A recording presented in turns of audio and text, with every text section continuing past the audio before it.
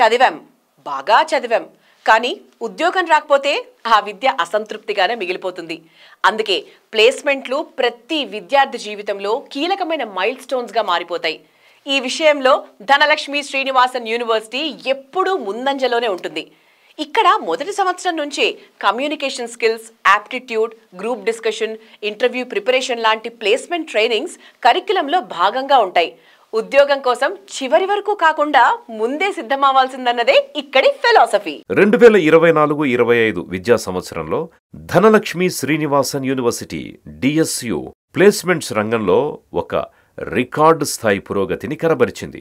ఏకంగా 500కు పైగా నేషనల్ అండ్ ఇంటర్నేషనల్ కంపెనీలు క్యాంపస్ రిక్రూట్మెంట్స్కొచ్చాయి.